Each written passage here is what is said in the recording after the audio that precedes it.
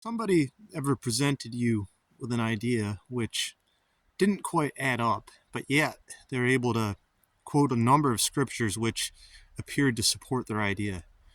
So today, I just want to share a perspective on the importance of biblical context, and which I hope will serve as a warning against false teachings.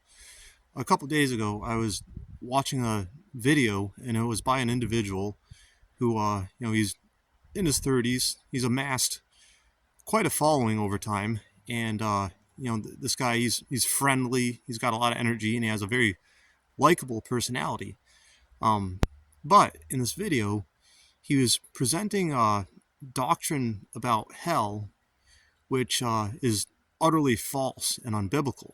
But what he was doing is he was quoting a lot of scriptures, one right after another, where he would start in the Old Testament, he'd jump ahead to the New Testament, maybe go back to the Psalms.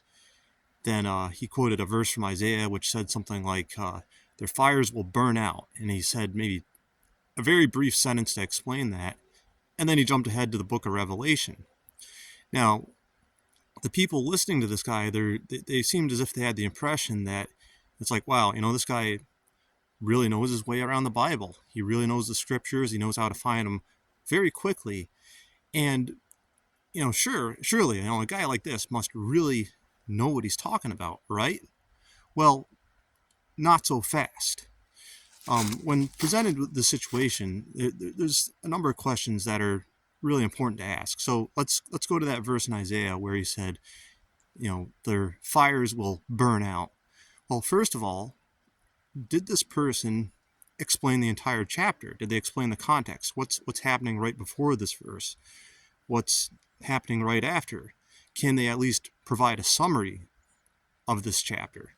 Next is, what's the historical setting in which this is being said? There's different ways things are presented in the Bible. Sometimes it's prophetic, sometimes it's poetic, sometimes it's symbolic. For example, there's a verse that says, the eyes of the Lord range throughout the earth.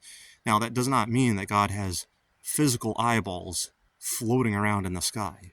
Or, sometimes there's cultural things. For example, Paul says in one of his letters, greet one another with a holy kiss. Well, in that part of the world, sometimes a quick kiss on the cheek, it's like the equivalent of a handshake. It's not to be interpreted the way that we would see it in the West. So, another question is, is this person trying to force meaning someplace where maybe it's a little bit obscure? So some people listening to this, maybe you don't like to be confrontational, but I want to emphasize that these are questions that are okay to ask.